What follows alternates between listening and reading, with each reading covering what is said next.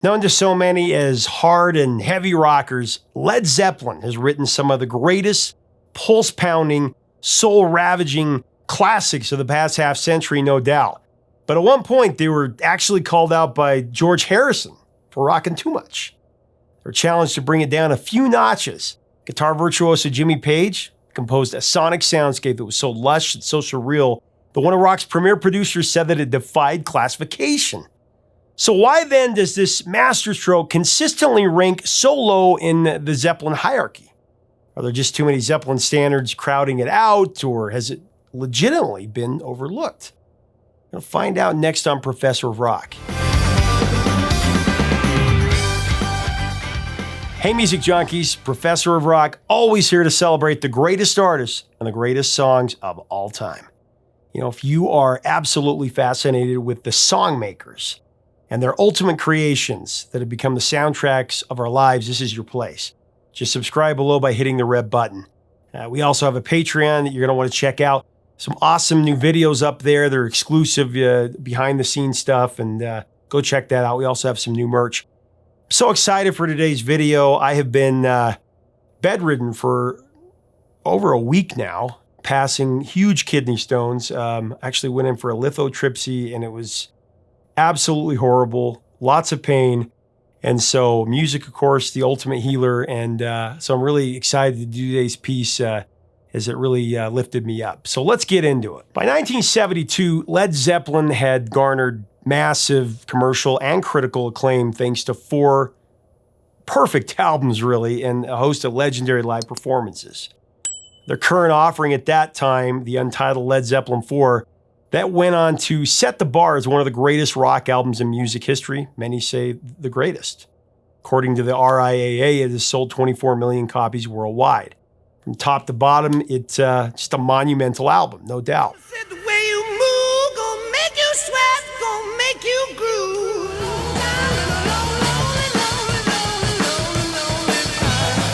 Keeps on raining, love is gonna break. Flying the stairway to heaven. Flying high from Zeppelin IV, its insane popularity, the band had become rock's biggest draw at that point, surpassing even the Stones and the Who. In fact, the following year, Zeppelin would smash the single concert attendance record set by the Beatles with over 56,000 attendees.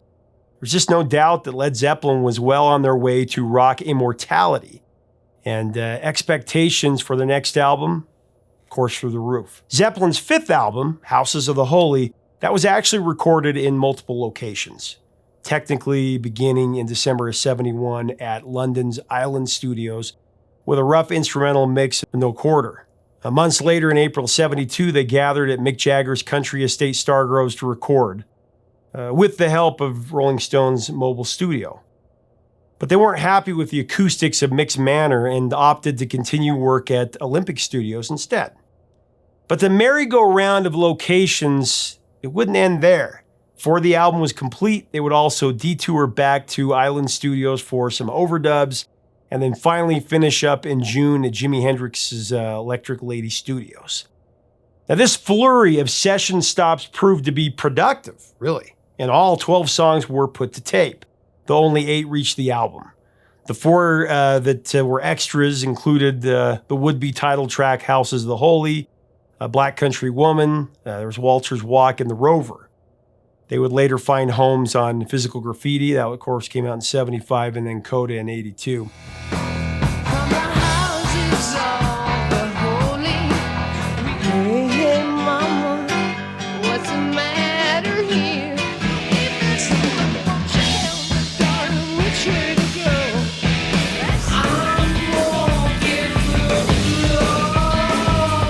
Released on March 26, 1973, Houses of the Holy has been heralded as the golden middle chapter of Zeppelin's catalog.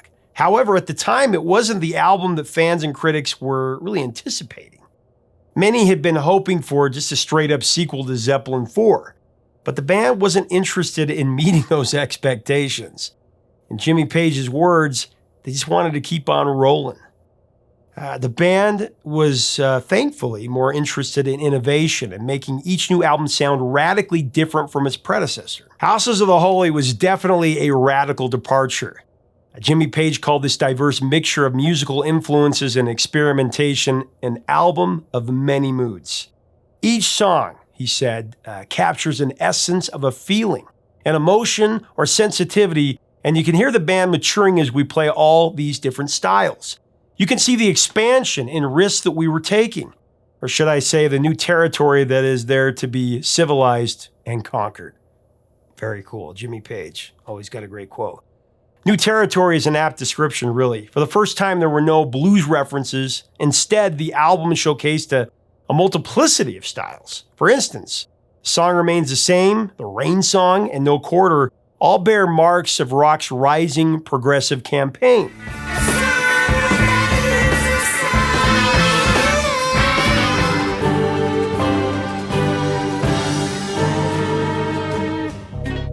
Winds of Thor blowing cold. Over the Hills and Far Away touches on the band's interest in folk and acoustic arrangements.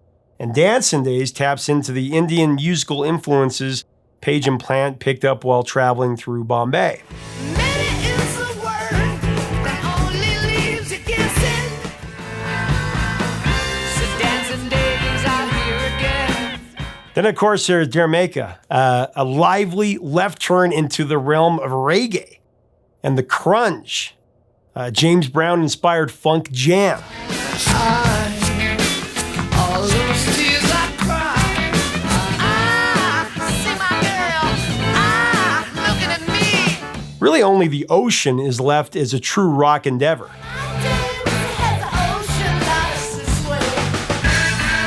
All in all, the album is a bold and eclectic mix, sonically beautiful like the multifaceted face of a diamond. Despite subverting expectations, Houses of the Holy did well commercially. In fact, it entered the UK chart at number 1. In America, its 39-week run on the Billboard 200 Albums chart included a 2-week stop at the number 1 spot as well. The album also reached number 1 in Canada and Australia. As far as the rest of the world, it went to number 2 in Finland. I went to number 3 in France and Austria and Japan. Went to number 4 in Italy, the Netherlands, Norway, and Sweden. Number 7 in Denmark, and number 8 in West Germany. So top 10 appearances all over the world. Even though it didn't do as well as the previous album, it has sold 11 million albums in this process. I believe, though, that one of its finest tracks has lived life well under the radar. I would even call it a hidden gem, if you can believe that. Except for a band as renowned as Led Zeppelin, that's probably a little hyperbole, but among the ranks of Zeppelin's song hierarchy, it's both underrated and vastly overlooked. Talking about the album's second track, The Rain Song. It is the summer of my smile. As we further dissect this song, I want to thank our sponsor, Zenni Eyewear, glasses I always wear. Right now, you can get over 1,100 pairs of Zenni glasses, frames that you design the way you want them, for under $7. That's right, $7. So go to zenni.com and check out all the styles. You'll really enjoy it.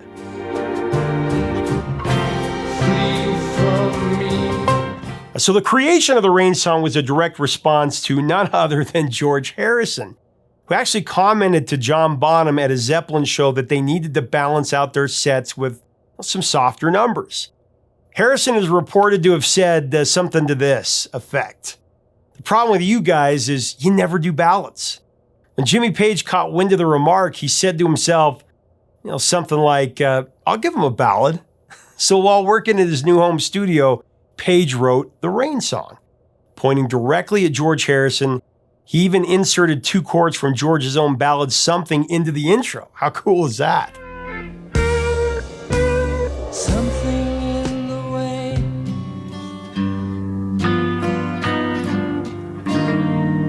The Rain Song was Zeppelin's first full-on, straightforward ballad. Though in Zeppelin style, it does accelerate at the end. But lush with orchestration, it is perfectly paced, following a long, slow build to a satisfying conclusion. Like the guitar hero that he is, Page takes us on an unforgettable journey of harmonic progression. He combines rock, jazz, and folk elements throughout the song.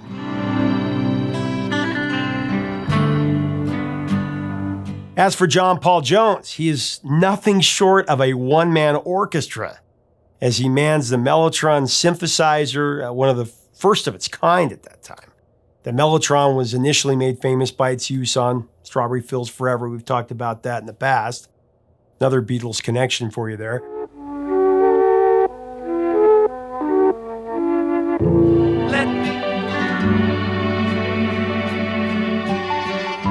It was a remarkable feat for Jones as the Mellotron's long and imprecise response times made it difficult to master. But Jones shines throughout, of course, complementing Page's brilliant guitar work and layers of strings and cello.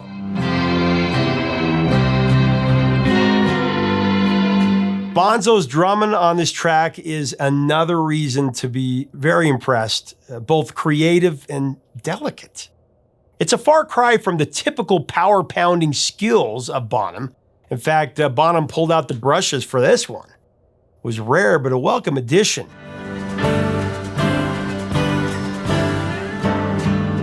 And even when the song amps up 5 minutes in, John Bonham still hangs on to those brushes. His technique is so powerful that you might suppose that he swapped them out for drumsticks. How it sounded to me as a kid.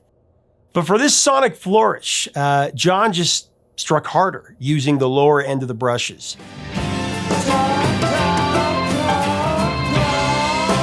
And as for Plant, his vocal interpretation of the lyrics are flawless. In fact, he even said that he considered the Rain song to be one of his best ever vocal performances. How about that? I'd reached a point where I knew that to get good, I couldn't repeat myself. The high falsetto screams had become quite a kind of calling card. Nowadays, I learn new techniques on my trips to Mali and the southern Morocco. I know about restraint and power and using my voice to insinuate. End of his quote. Speak to me only with your eyes. In my opinion, the sum total of the Rain song's musicality far exceeds the combination of its individual parts, as brilliant as each of them are. I mean, for over 7.5 minutes, you're taken to a place of mystical, musical wonder. The Rain song, even if it were just an instrumental, I would still argue this one of Zeppelin's top-tier songs. But the fact is, the genius doesn't stop there. The lyrics and the message are just as impactful. Throughout the song, Plant draws on the metaphor of passing seasons to tell a story of falling in love. As he opens up with, "It is the springtime of my loving," we understand right away that this is the start of a new relationship. It is the springtime of my loving. Spring, when the earth reawakens from its winter dormancy, is all about the newness of life. And as anyone who has ever fallen in love knows, the start of any courtship feels much that same way. It's fresh, it's filled with potential, and those intense new emotions. When Plant sings "The second season I am to know," we understand that there's a history here. The second season I am to know. My take is that a former season he knew was winter, which could mean a couple of things. It could refer to a time of loneliness before discovering love, or maybe he was in another relationship that died. I think it works either way, and Plant leaves enough ambiguity here for us to imagine really our own scenarios. Plant also likens his lover to the sun. "You are the sunlight in my growing." You are the sunlight in my growing. So little warmth I've felt before. Warmth I've felt before. Sunlight, of course, provides heat and facilitates growth. The warmth stands in stark contrast to the bitter chill of winter. So sorrow becomes joy, despair becomes hope. With the onset of summer, the excitement of the relationship intensifies and everything is good. It is the summer of my smiles. It is the summer of my smile. It is that honeymoon period that we all look back on with nostalgic longing. Madly in love, everything's beautiful, everything's wonderful. You feel like you're the only two people in the world. Speak to me only with your eyes. It is to you I give this tune. To you I give this tune. summer is all about that feeling of invincibility. It's almost upon us. In summer, nothing can touch you, not even the keepers of the gloom. Flee from me, keepers of the gloom. Those lyrics. This is poetry. Keepers of the gloom. But with summer's passing and the conspicuous absence of fall, it suddenly becomes winter, jarring you awake from your summer fantasy and upending all the good times, really.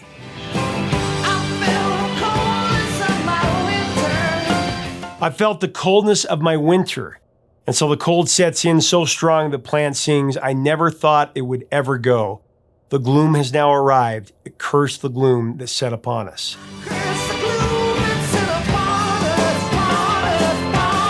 Plant doesn't give us specifics about the adversity, but whatever it might be, struggle is an inevitable rite of passage in every relationship. After the honeymoon comes the hardship, and the rose-tinted glasses that we wear will eventually fall off, even break at some point. But though the days of winter are bleak and cold, Robert Plant assures us that hope remains when he sings, but I know that I love you so. In the final verse, we're given a sort of summary. These are the seasons of emotion, and like the wind, they rise and fall. The wind, they rise and fall. And then we are given this wisdom. This is the wonder of devotion. I see the torch we all must hold. Again, poetry. It's like Robert Plant turns into Robert Frost.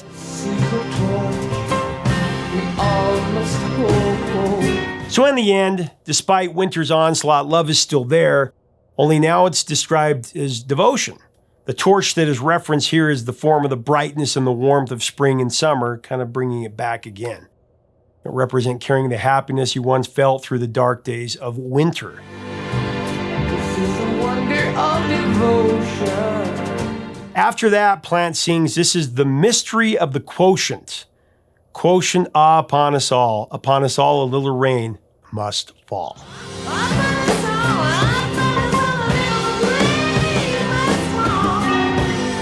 Quotient representing the result of division. So in this case, the quotient is what's left after a relationship is divided by the seasons of love.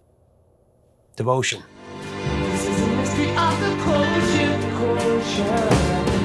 The rain is proof positive that your relationship has matured and now has substance, has strength, and can withstand the seasons. Now, I don't know how deep Plant intended to go with this metaphor, but gotta tell you, it's really profound to me. And I think that message, coupled with the song's sonic beauty, makes a strong case for it being one of Led Zeppelin's best offerings.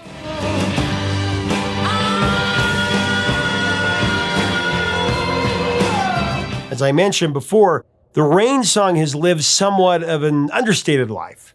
It was never released as a single, and it isn't among the first songs that come to mind when you think of Zeppelin. But ever since I was a little kid, I have loved this song. I listened to my dad's record, and this was a song that really stuck with me. It's just pure poetry, like I said. And reading the lyrics and listening to it over and over again, it just, to me, was the perfect melding, the perfect marriage of words and music. And even though it's not one of Zeppelin's biggest songs, it almost felt like it was kind of my song. I mean, when I was growing up, people would say, Zeppelin, Stairway to Heaven, right? I mean, Stairway to Heaven is definitely the song that the middle-of-the-road fan goes to first. It's been the most covered Zeppelin song of all time. I mean, Frank Zappa, Lou Gramm, Lita Ford, Great White, Dolly Parton, Hart, Randy Jackson, Steve Vai, Jeff Beck, London Symphony Orchestra, Eric Clapton, Foo Fighters, Seal, U2, Iron Maiden, Dave Matthews Band. It goes on and on and on and on. I'd probably be here for a couple hours if I listed them all. Who hasn't covered it? It's been covered so many times that there was that famous joke in Wayne's World where Mike Myers, starts playing on the guitar and they point to the sign.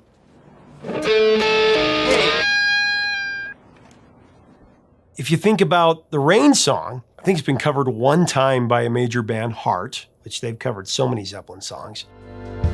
Speak to me only with your eyes. Been used in pop culture, fittingly, It was placed in Cameron Crowe's semi-autobiographical film, Almost Famous. Band so much that it hurts. But whether or not the Rain Song gets the recognition that I believe that it so richly deserves, it's still one of the most masterful compositions in Zeppelin's catalog. In fact, according to legendary producer Rick Rubin, it defies classification. He also said, such a tasteful, beautiful detail in the guitar, and a triumphant feel when the drums come in. It's sad and it's moody and strong all at the same time. I could listen to that song all day long. Believe me, Rick, I have. 7 minutes and 39 seconds is just not nearly enough.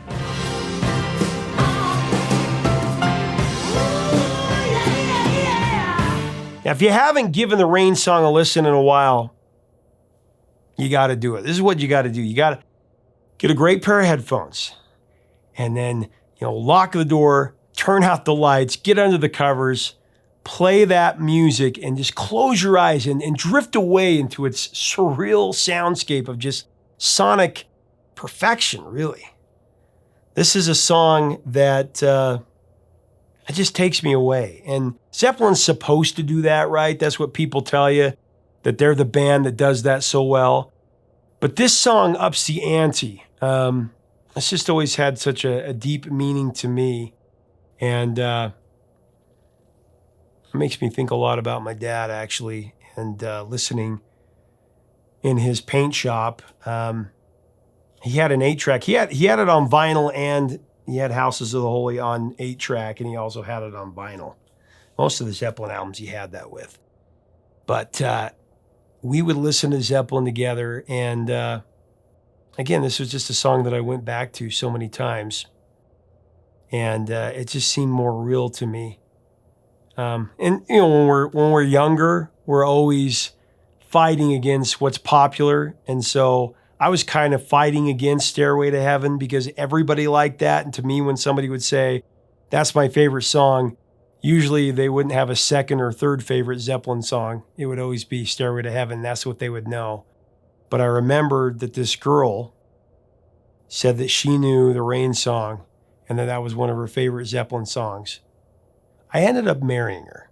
That gives you any indication.